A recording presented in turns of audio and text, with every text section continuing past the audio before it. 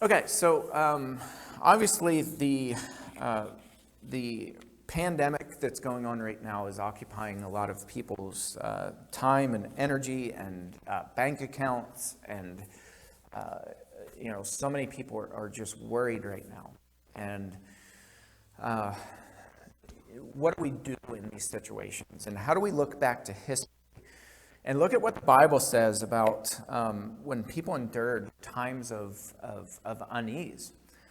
Since the beginning of time,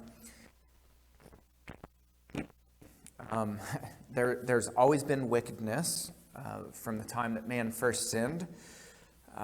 There's been plotting, planning, oppression. There's been physical illness. This has plagued the world since the beginning.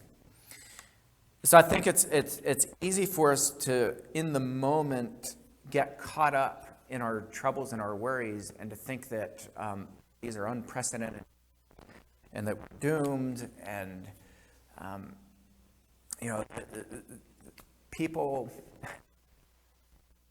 human nature for people to get really worried, take that sometimes to an extreme.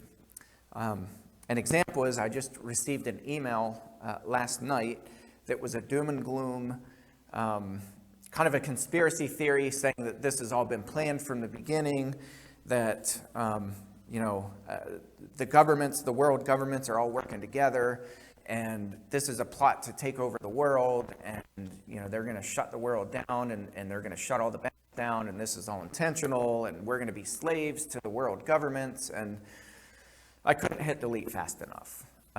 That's the kind of stuff that's not helpful. This is not unprecedented times.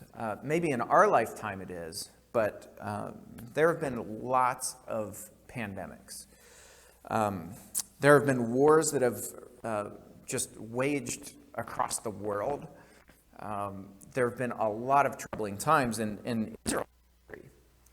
So as we're going through archaeology, I'm going to back up chronologically. Last week we talked about King Hezekiah and how he built the tunnel to carry water into the city. Pretty big feat. He built up the wall in Jerusalem, and was in such a hurry to do so that he ordered people to smash their houses down. They had stone houses, and they had to smash their houses down and build the wall right over top of the houses. It was dire. They had to do that for their survival, and it worked. The Assyrians were closing in on Jerusalem, and King Hezekiah properly ordered the people to take drastic measures, and as a result, the people of Jerusalem survived. We're going to back up a little bit to a time when the Philistines were ruling the world. Now, we all think of the Philistines, and we think of two stories off the bat. We think of Samson, and we think of David and Goliath. But we don't really understand the gravity and the magnitude of how powerful and how evil and corrupt the Philistines were. So they make their first appearance in Deuteronomy chapter 2. By name, we know that this is who they're referring to. So Deuteronomy chapter 2 and verse 23 says this. As for the Avim, who lived in villages as far as Gaza, the Caphtorim, who came from Caphtor, that's a reference to the Philistines, they destroyed them and settled in their place.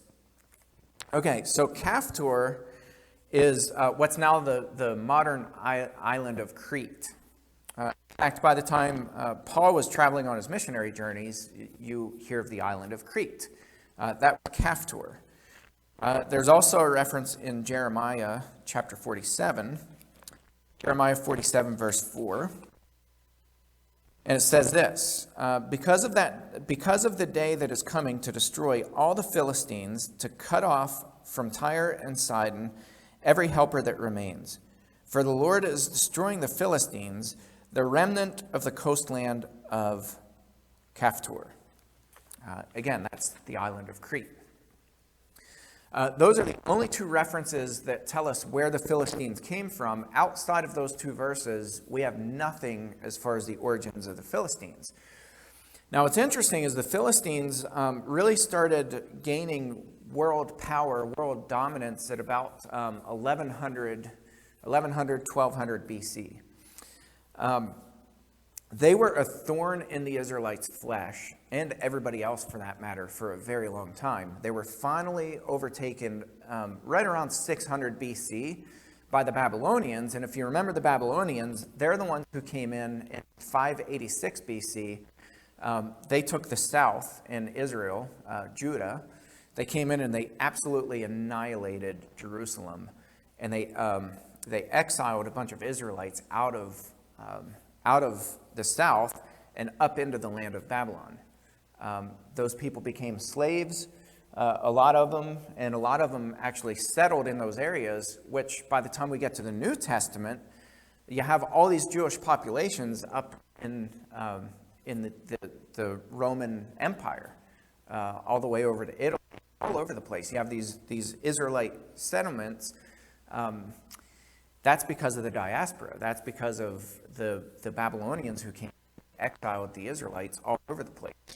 That was the land of Babylon. So the Babylonians were the world power in the mid-500s, and they were the ones who took out the Philistines finally.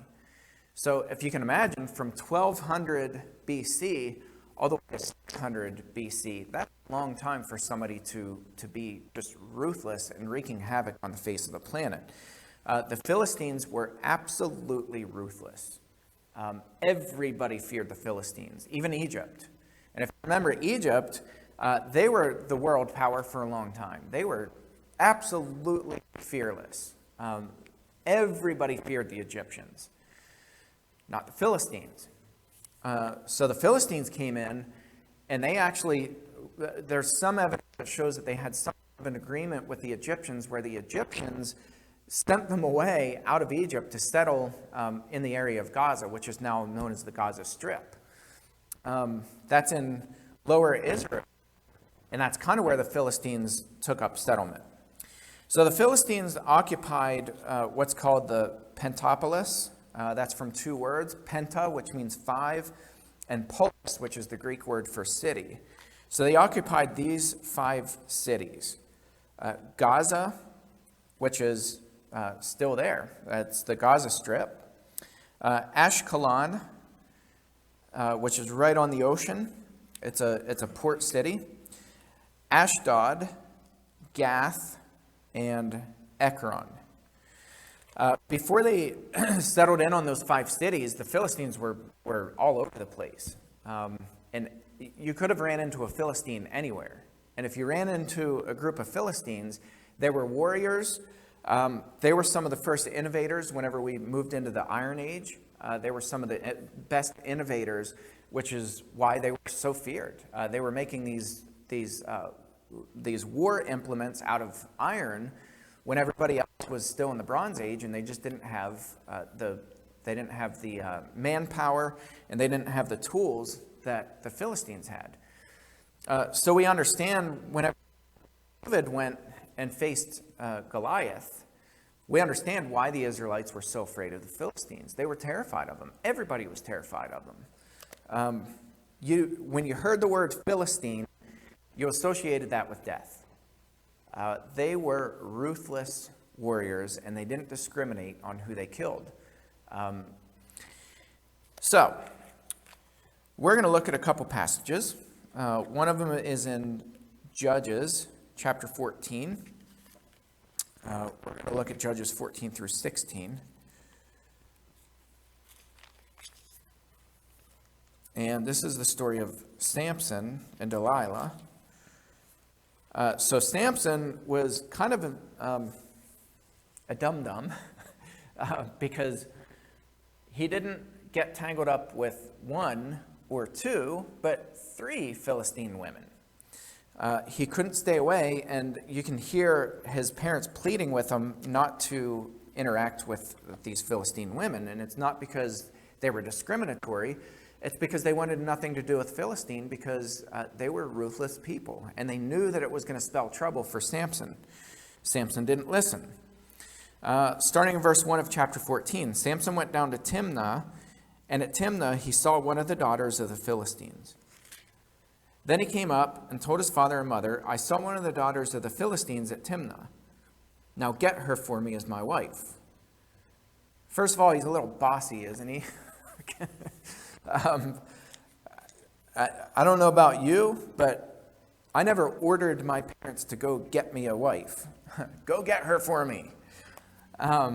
Verse 3, but his father and mother said to him, is there not a woman among the daughters of your relatives, among all our people, that you must go and take a wife from the uncircumcised Philistines? But Samson said to his father, get her for me, for she is right in my eyes. This reminds me a little bit of where we're kind of at as a culture where we are not a culture of honor like they are in the Middle East. So in the Middle East, honor is placed very high above everything else. And so a family question would be, when a young teenage girl starts liking a teenage boy and they start talking about dating and marriage and those sorts of things, the question in the Middle East is, will he or will she bring honor to our family? A question in our culture is, will you be happy? You see the difference there. So we're motivated not by honor, but by personal happiness. And so Samson kind of steps outside of his culture, which has always been rooted in honor. He steps outside of that culture, and Samson says, you know what? Go get her for me. I don't care what you say. I don't care that you disapprove. Go get her for me because she's right in my eyes. She makes me happy. So he ends up marrying her, and guess what? Disaster ensues. Verse 10, his father went down to the woman, and Samson prepared a feast there. So the young men used to do. As soon as the people saw him, they brought 30 companions to be with him. And Samson said to them, let me now put a riddle to you. If you can tell me what it is within the 7 days of the feast and find it out, then I will give you 30 linen garments and 30 changes of clothes. But if you cannot tell me what it is, then you shall give me 30 linen garments and 30 changes of clothes. And they said to him, put your riddle that we may hear it. So first of all, I think Samson's kind of an arrogant guy. He comes up with this riddle, and he's telling his buddies, hey, if you figure this out, I'm going to get you 30 linens, these 30 linen garments and 30 changes of clothes. Why would he do that?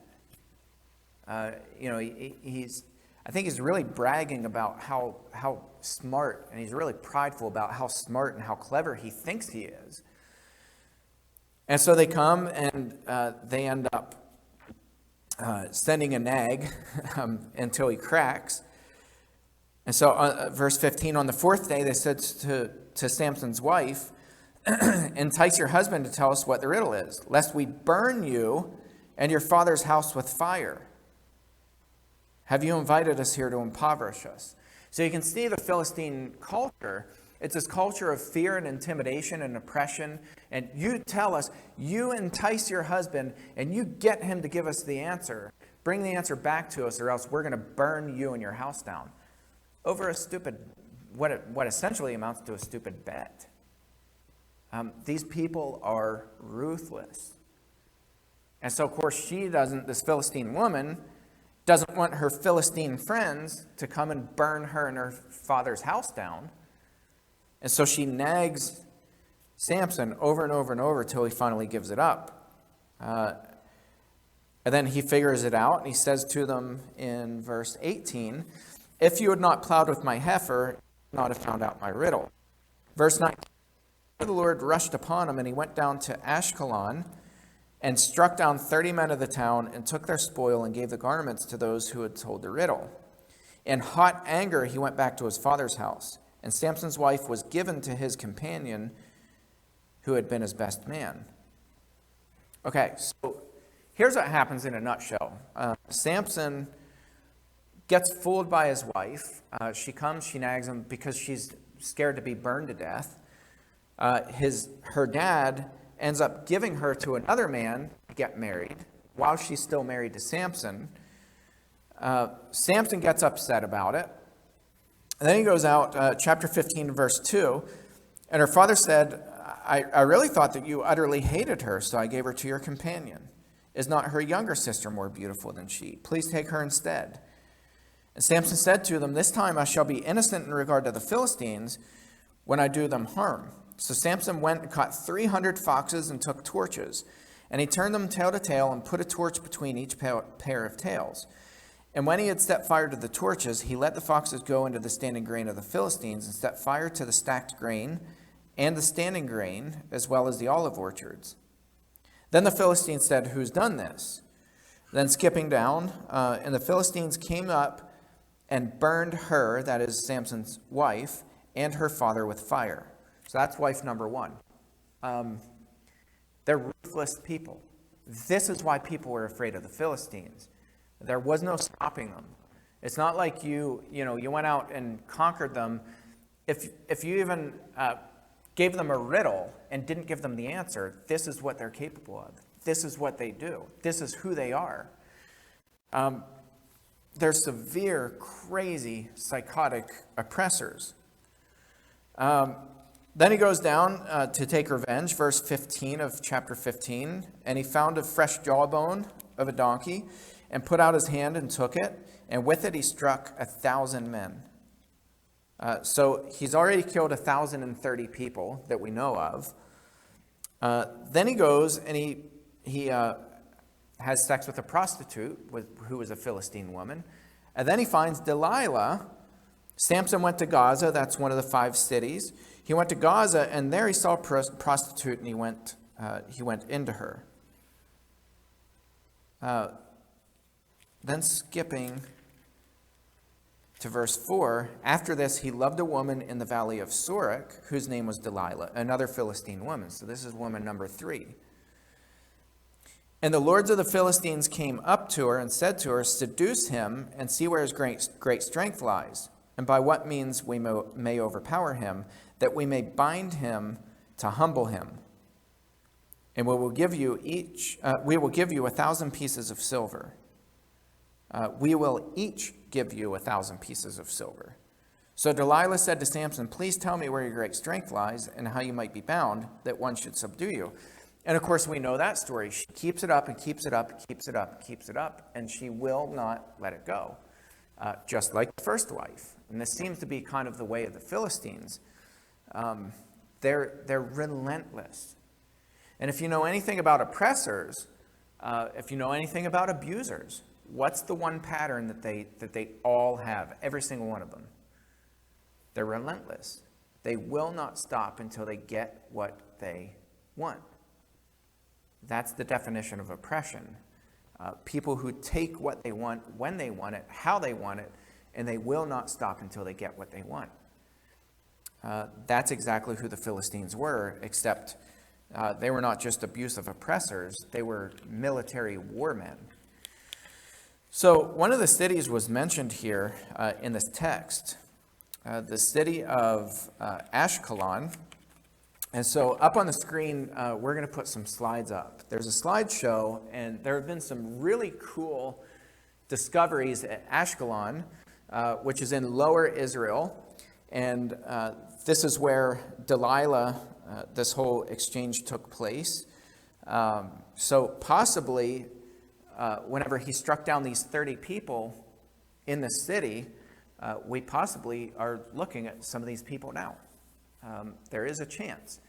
So up until we found this grave site in the 80s, the 1980s, we didn't know a whole lot about the Philistine people, where they came from. We had never discovered a grave site of the Philistines anywhere. Now we have a grave site of the Philistines. So this one, if you look at the in the left-hand corner, there's a thing here, a little caption. Human remains buried almost 3,000 years ago in southern Israel may help researchers finally solve the mystery of the Philistine origins. Go Go ahead to the next slide. So this is interesting here. You'll see these are pretty tall people. If you look from the knees to down to the ankles and look at the size of the feet, these are big people. There's a reason why people are afraid of them. And Goliath, who was a giant, that's not unreasonable. Goliath, the big giant. These people are huge. Look at that. Look at the size of the shin bones. These are tall people. And then you'll look on the face there. Maybe we'll see this in a better close-up. This is believed to be the Philistines. They were also nicknamed the people of the sea. There are references in Egyptian literature where they talk about the people of the sea, and they were terrified of them. Go ahead to the next slide. Here's the same person. There's a little better view. And you still see that thing sitting by the nose. We're going to see a better shot of that to show you what that is. Here's a baby, probably about the age of maybe 2 to 4 years old. They were all the babies that were discovered in this grave site were covered with a blanket of broken pottery. Nobody really knows why, but every single child had broken pottery that was intentionally laid on top of them. Go ahead to the next one. There's another skull. Just shows you the size of that. And in this description, it says that they're doing DNA testing right now, and they're also looking at the teeth to be able to tell where these people's origins are. That's what's amazing about technology right now is we can pull DNA samples from these bones that are 3,000 years old, and we can tell where these people came from. That's pretty fascinating. There's another view, I think, of the same person, but I'm not positive about that. Go ahead to the next one. Okay, so there's what you saw in next to the nose of that. It's a little perfume bottle. This says this burial date cites to the 10th, 9th century BC, including artifacts like this juglet, which was placed within the grave near the deceased's nose. So this is part of the burial custom. They would put these little perfume flasks and put them right next to the nose, and we don't really know why. We think it had something to do with the Philistine religion, and maybe it had to do with, they believed that if they smelled certain scents or incense, that would appease the gods. Again, we don't really know. Go ahead to the next one. There's a better close-up picture of one of the deceased, and you can see the very intentionally placed perfume bottle right next to the nose. Go ahead to the next one. That's just a different angle. And that's that one again. Some of these are repeats. Yep, those are repeats. So it goes up, I think, to slide 14. So this is on National Geographic. If you look up in the browser there, this is natgeo.com. This was 2016 whenever this article was published. And it's just fascinating. I would recommend that you go and read this article. It's really, really interesting. What's fascinating about all this is that this is the site, the actual place where we just read about, where Samson came in and kicked these people's rear ends, where he's killing 30 people and taking their garments. And, we have all this action going on in this city. I mentioned the Pentapolis, the 5 cities. Again, that's Gaza, Ashkelon, which we just saw the grave site here at Ashkelon, Ashdod, Gath, and Ekron. Out of those 5 cities, the only city that's not been excavated is Gaza, and that's because of the occupancy on top of the Gaza Strip. And there's a modern city that's built on top of the Tell. So you would have to dig underneath the city, and with all the volatile relationships in the Gaza Strip, it's just not feasible. So I think it's pretty interesting. 4 cities have been excavated, and we found tremendous findings that prove not only the existence of the Philistines, but we find military equipment. We find everything demonstrates that these people were the people to be feared. They were powerful, powerful, powerful people. And if you think about this, they occupied these cities while the Israelites were living in the Promised Land almost up until the final exile in 586 BC. So the entire time that the Israelites were inside of the Promised Land, the Philistines were there with them. We often don't think about that and how that would have really affected daily life. See, we have these little blips in time where we're fearful. There are a lot of people who are afraid right now because of the illness that's plaguing our world. But if you look at this, these people lived under these conditions for years and years and years and years. Again, from about 1200 BC to 600 BC.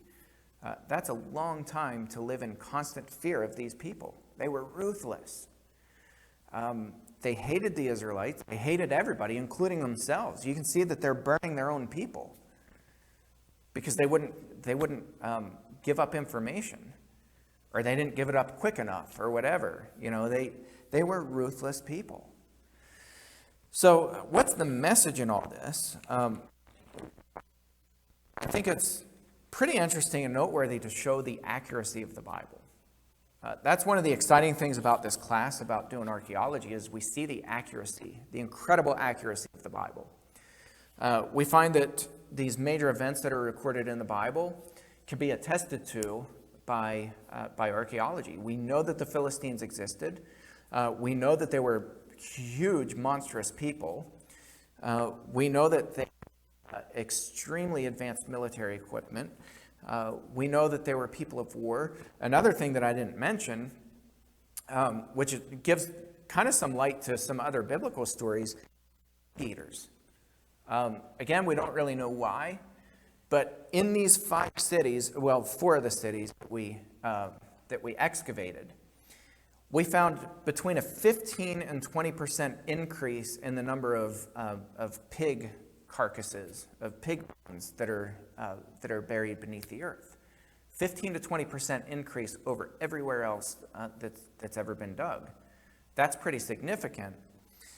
So we know that they were major pig eaters, and we think it has to do with their religion. We think it has to do with appeasing their gods, that they would sacrifice pigs, and they had a whole lot of pig roasts.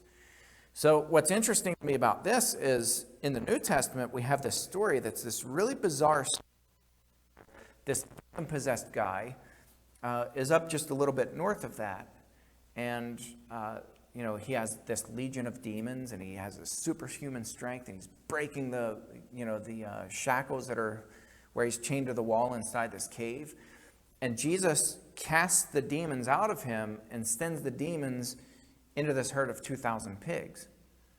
I think it's pretty interesting, and this is my theory, but I think the Israelites may well have known the Philistines, who were pig eaters, that they bred pigs, they ate pigs, they sacrificed pigs. This was a huge part of the Philistine culture.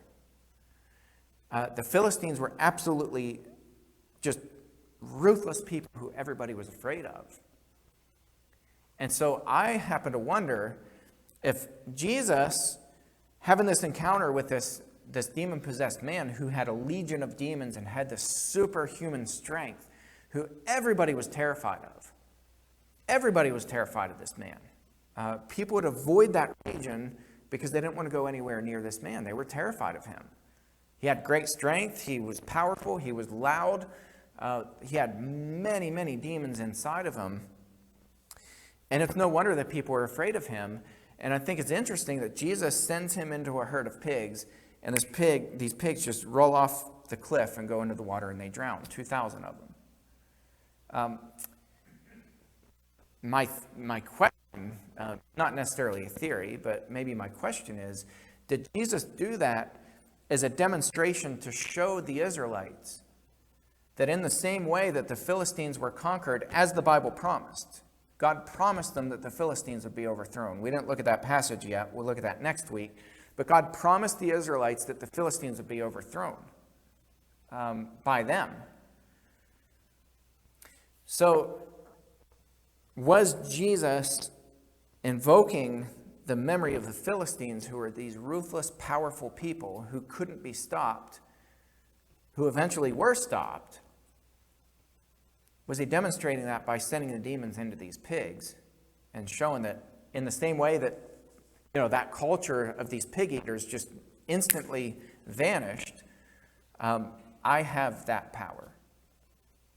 In the name of Jesus Christ, I have that authority. I have that power. Where it doesn't matter how powerful people are or how powerful demons are, it doesn't matter because I can make that stop right now. Kind of interesting to entertain that thought.